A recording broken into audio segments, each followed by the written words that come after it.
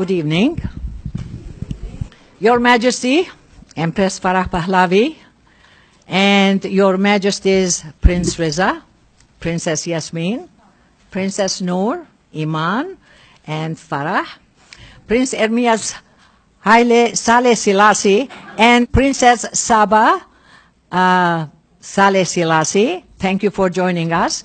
And of course, last but not least, Mrs. Farahnaz Pahlavi, Princess Farahnaz Pahlavi. A number of you had approached me and you asked me, why am I having this tribute event? What's the tribute all about? In the year 2001, when King Hussein died, who was the last peacemaker liaison officer between the Israelis and the Arabs, it just dawned upon me that all these men in the Middle East who gave life to peace, and then they gave their lives for peace, nobody thought about the wives behind those men. All these ladies who supported their husbands throughout those tumultuous years. So I said it's time that perhaps I can do something to honor women of Middle East peace legacy. That was the beginning, and that was the first time I met Her Majesty.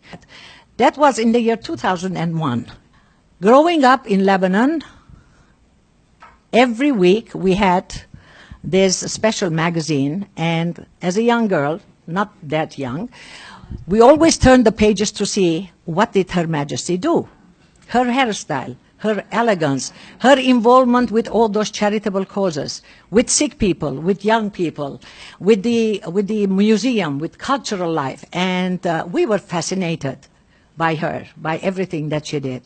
And for us, at that time, growing up with Empress Farah Pahlavi's all achievements, it was similar to what you were going through when you had Mrs. Jackie Kennedy, or for some British, Princess Diane. The first time we met, I was like a nervous wreck, but we overcame that, and since then we have become very dear and very close friends. Right, Your Majesty? I don't want to exaggerate. I just want to say the facts. I have admired her personally, and we're going to have a number of people who will come up and talk about her in different capacities. But before we start doing that, we have a surprise, not only for Her Majesty, but for all of you. So will you kindly open the scrolls that were on your chairs? And we're all together going to sing a song in honor of Her Majesty. And the song, which is called Tribute to Empress Pahlavi, is sung to the tune of Fiddler on the Roofs for Life. Tonight, tonight, Lechaim. Remember this tune? I would like to invite now Dr. Naira Babayan, concert pianist, who's going to be playing for us. Dear Majesty, we all salute you. No, it's too high.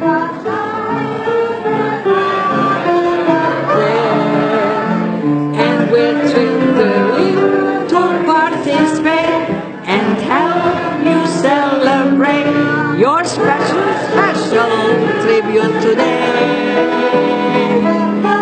Dear Majesty, you're very distinguished. You're a woman of valor and style.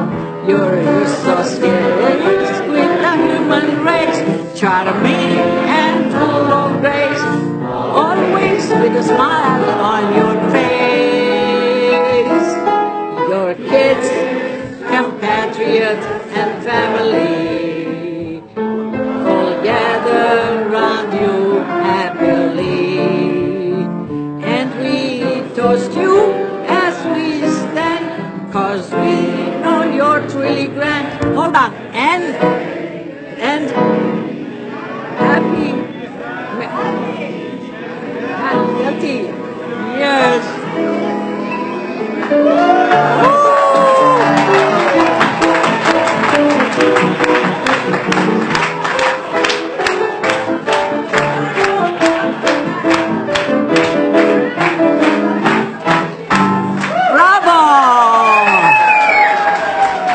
have invited a number of people to join us this evening so that they can share their experiences, their knowledge with the rest of us. I'm going to start by inviting a lady who has been the first woman in the Middle East and the second woman in the world who has served as Minister of Women's Affairs. She, at the present time, is the Executive Director of the Foundation for Iranian Studies, and also she's the President of the Women's Learning Partnership, an international organization that works to train women for leadership positions. And please help me welcome Mrs. Mahnaz Afkami. Shab Bekhair. Good evening.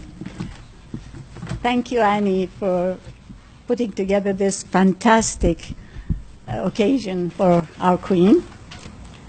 I want to say that it's really a wonderful but also a daunting task to speak about Empress Farah. There's so many narratives, strands in her life. There's one that is the stuff of fairy tales, the lovely young woman who was nurtured by a loving single mother, taught to be active and courageous, a winner in sports competitions, a model student, soon to be swept up to a castle at the foot of the Alborz Mountains, as bride to a king who had 2,500 years of history to uphold. Another is the young woman who wished to make things, not pastries, not sauces, buildings, and she was an architect schooled at the Sorbonne who came to be in a position that she used to advantage to help save the architectural heritage of her country and positively impact its modern urban design. Both of these stories are true, but not nearly adequate. The more accurate narrative is that of a modern professional woman who used the privileges of her position to make lasting contributions to every aspect of her nation's life.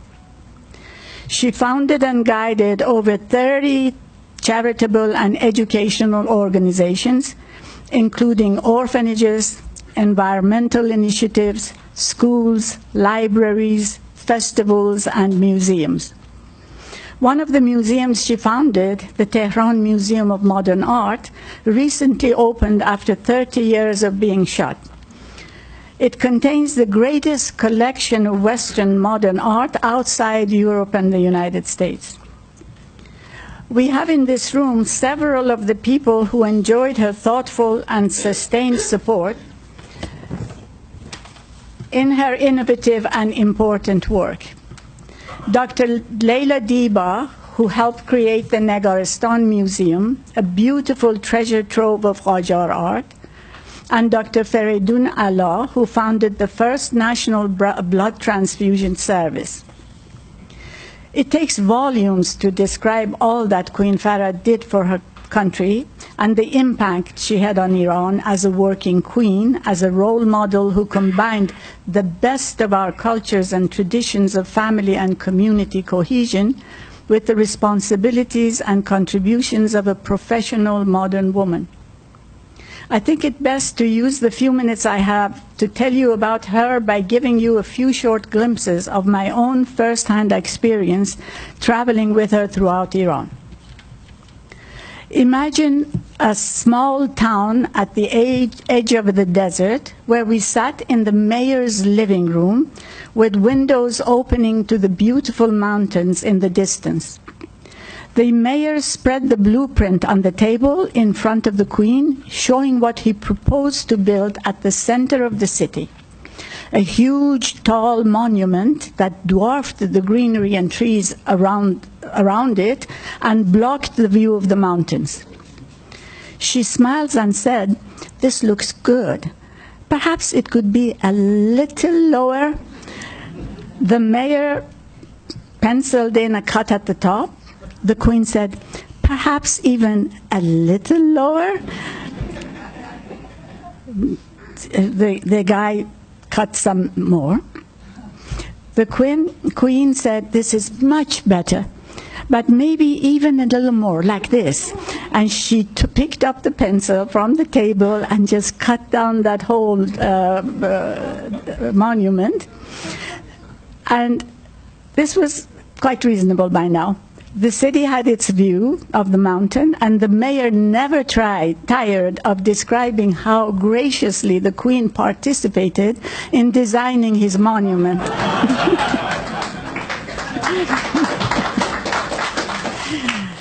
She was in her 30s, full of energy, positive, thoughtful, always learning from the traditional older men and women who were managing various institutions in the country, as well as the best of the dynamic young thinkers and artists. Her conversation was lively and new, but most of all, she was as joyful as her name, Farah, meaning joy. On that same trip, where she managed to cut the mayor's monument in half without alienating him, we were driving to the hotel in the moonlight. One could actually read by the light of the full moon in the clear desert air. We stopped so we could walk for a few minutes. As we strolled, we saw a truck coming towards us. The truck driver stopped for several minutes, took a good look as we approached him, and then zoomed by. Queen Farah laughed and said, "Now this fellow will go home to his wife. He will say, 'Guess what I saw? The Queen walking with a couple of people in the middle of the road outside the city.' And the wife would say, 'Sure, of course. You just saw the Queen walking in the desert. What else is new? Your supper is in the next room.'" She was the people's queen, and they loved her. On another trip, riding in a helicopter, she noticed a small body of water below. She asked the name, and no one knew. She told the pilot to land so she could see what recreational possibilities there might be for that area. A group of local villagers saw the helicopter and surmised that it must be someone important. Once they saw it was the Queen, they ran to us and pressed close, wanting to hug her. We formed a protective circle around her, holding hands. A village woman kept kissing my arm up and down and saying, "You're next to her, pass it on." Her support of the arts, in effect, began a modern renaissance in the country. The annual Shiraz Arts Festival remains a unique international event that has not been replicated in scope and variety. It was a meeting place that allowed interaction between the best of the arts around the globe, both in the array of the genres of the art presented and the opportunity for Iranian and international artists to interact and innovate together. Maurice Bejar created a ballet on the themes from the classical Iranian poet Saadi. The performance under the lighted columns of the ancient palace in Persepolis was magical. Shiraz was where Peter Brook's ultra-modern plays, Japanese no dramas, the Indian Kathakali, and the Iranian folk tragedies Taziye were experienced within the same season, refreshing the traditional, celebrating the classical, nurturing the experimental, and stimulating a dialogue across generations, cultures, and languages. University sends busloads of students to experience the arts of East and West, and international artists became familiar with Iranian art and with other artists from far-off regions. Queen Farah assembled a brilliant team to organize the festival. One of them was Reza Qutbi. He and his wonderful wife, who was a violinist, had an important role, but the soul of the festival and the energy behind it belonged to Queen Farah. On every one of her frequent listening tours, she made sure to visit the women's organization centers that were located in the poorest parts of the cities in order to help bring skills from literacy to carpet weaving to repair of electrical appliances to allow women to become independent, but more important, to raise consciousness and to help them become self-reliant. She also always visited one of the libraries of the Center for the Intellectual Development of Children and Young Adults that she had founded. These libraries were not only a rich resource for communities around the country, but since they produced children's books and films, they became a training center for the future graphic designers, writers, and directors who became international prize winners. Among them, our beloved director, the late Abbas Kiarostami. The center held an international festival that helped Iranian artists to interact and exchange knowledge with their counterparts abroad. On one of the Queen's visits to a small town in the southern province of Khuzestan, she toured the children's library and spoke with children and adolescents who were taking classes. She asked the 12-year-old girl, "How do you like your new library?" The girl looked up from her drawing and smiled and said, "It's great, but we don't have cinematography."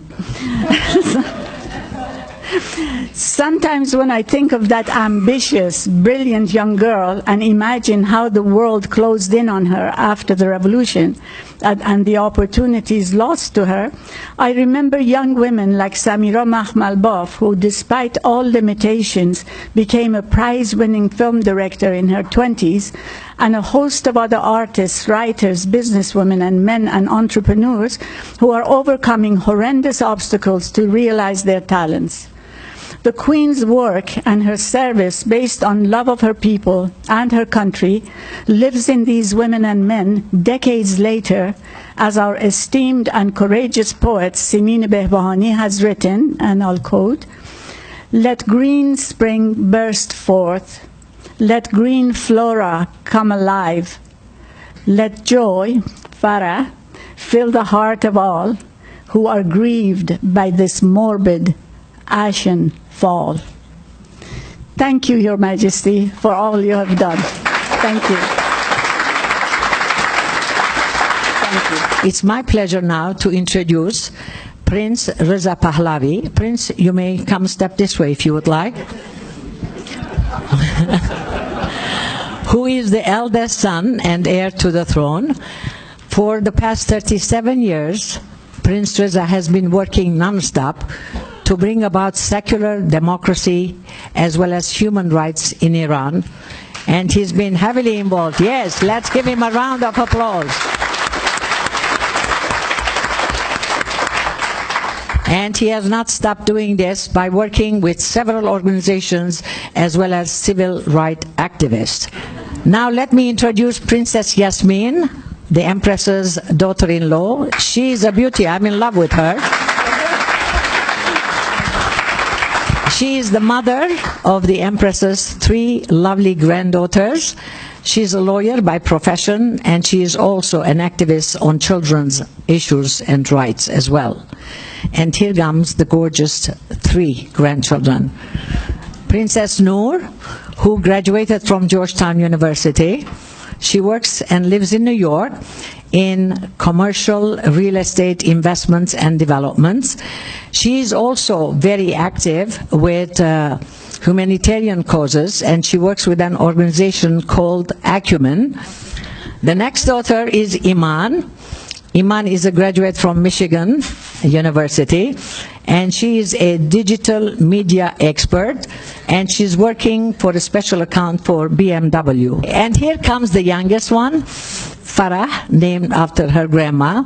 Not only she is named after her grandma, but she has inherited the, let's say, the sport athletic talents of her grandma, because she loves to ride horses, ski, scuba dive, play lacrosse, and many, many other things. So now, ladies and gentlemen, here is the family, and they're going to each one say a few words to us. Thank you so much. Good evening, everyone. When we think of the word mother, what comes to mind? The gentle touch of a smiling face who unconditionally is there for you. The one who is, throughout your life, an element of support and stability. And yes, far too often, a source of inspiration. But what happens when you have to share this person with millions of people? My mother has been much more than one to myself and my siblings. She has been a mother to generations of Iranians. Even today, for tens of millions of young Iranians who never lived during her reign, she is perceived as a mother figure. Her legacy is now etched in stone. In this short time, all I can say is that despite all the hardship and tumultuous events and tragedies in her life, she has managed to maintain her strength, courage, and above all, her dignity.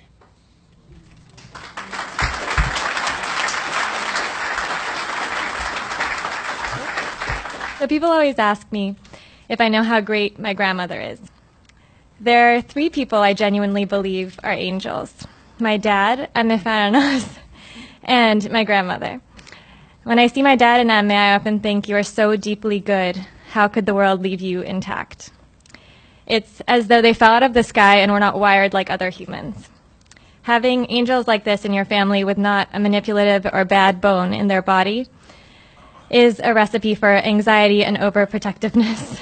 Luckily, I also have a third and different kind of angel in my family, my grandmother. And she is a constant source of calm and peace. As her granddaughter, I've spent a lot of time with her and can thus recognize the signs that she is in fact superhuman. She is kind to all living things. She never kills bugs, only moves them, always concerned that we will scare them. When Iman and I were little, she would take us walking outside in her garden at her house in Greenwich. And we would visit all of the trees, hug them, thank them, respect them.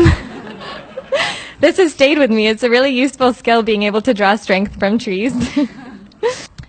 My Mama Yaya is essential to who I am and who I hope to become. She is central to all my earliest memories, and she is the one force of consistency in my life, consistent joy, love, and inspiration. So to those who ask me if I know how great my grandmother is, I would say this: I definitely noticed. And I certainly understand the unique privilege it is to be shaped by someone so fundamentally pure, intelligent, kind, selfless, and wise. I don't know who I would be without her.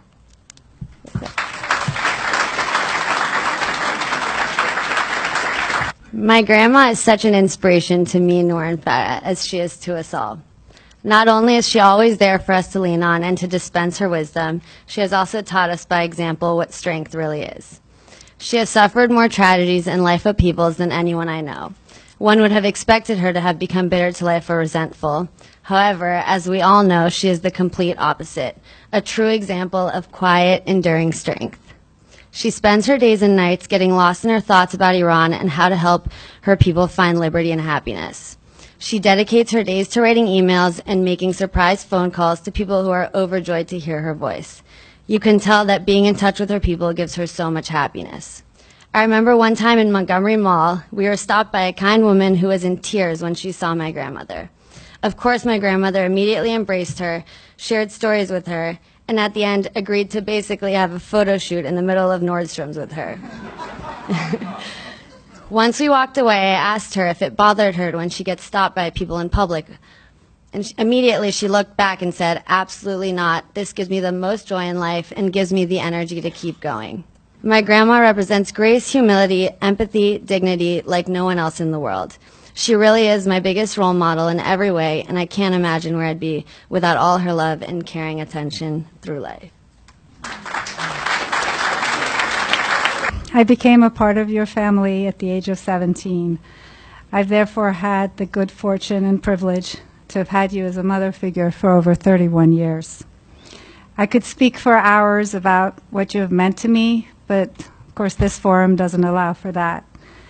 So instead, I want to thank you for showing me that one doesn't need money, a crown, or a throne to be a queen. You're always kind, gracious, and respectful, no matter the occasion. You've helped me raise my daughters into the fine women they've become. You've always made time to love them, to nurture them, and to help them in all aspects of their lives. It might sound like a strange thing to say, but I think Reza, the girls, and I owe a thanks of sorts to the Islamic fundamentalists who changed the direction of your life. Iran's loss is our gain. We are indeed so lucky to have had the full force of your love and affection, for which I am eternally grateful.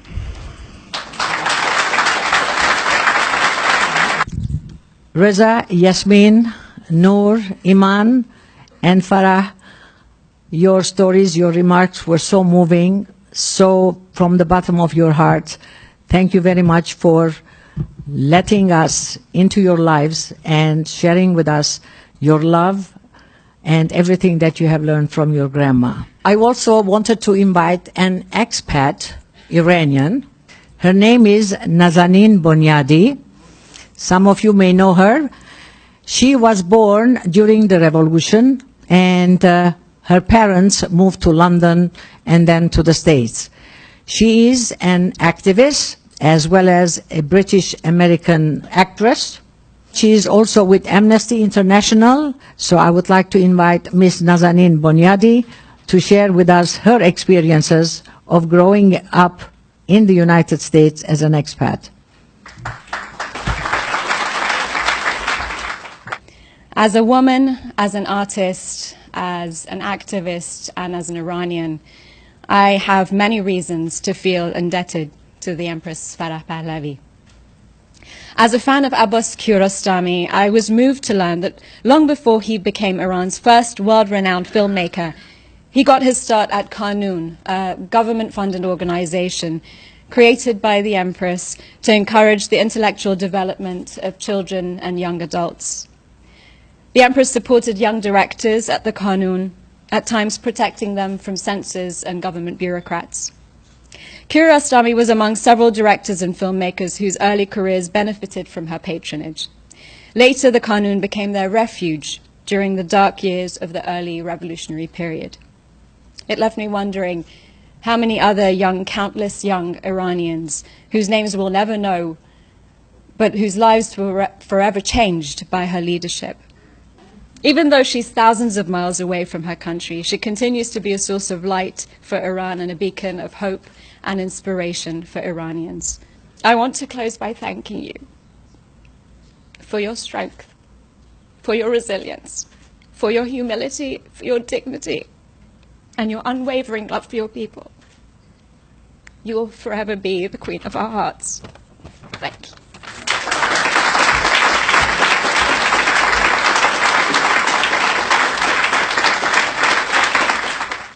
I hope that democracy will visit Iran one day, and all the work that you have done, from helping children, women, education, the arts, leprosy, hospitals, cinematography, everything else will blossom again, and Iran will be the country we used to know.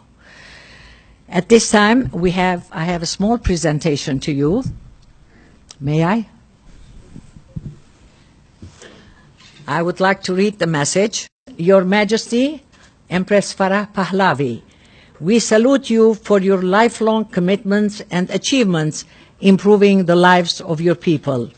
Tota Family Foundation and your Washington, D.C. friends, September 2017. So from all of us, this is to you as a memento of this evening.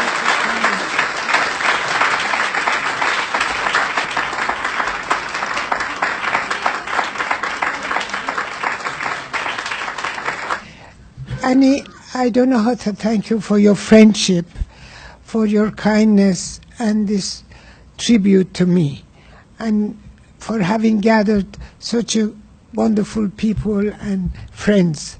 I could not have accomplished what I had done with the work I had to do for my country without the help of many of my compatriots who participated and collaborated and tirelessly worked to make our dreams come true.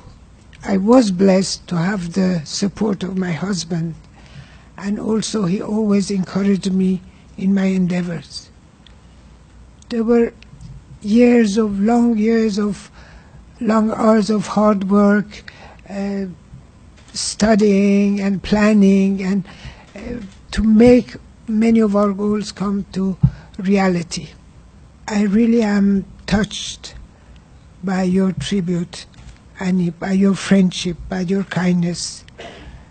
Everybody knows how gracious you are, your hospitality as a gracious hostess, but above all, we all know how your untiring work for charitable and cultural organization. I wanted to give this tribute to so many more of my compatriots who worked so hard to make a better life for people in Iran, and who created so many facilities all around Iran. As you all know, Iran is a very thousands of years of culture and civilization. Iranian people want freedom, democracy, human rights, a secular government, and the territorial integrity of their country. They want a government, they want a country to be friendly with our neighbors, with the rest of the world.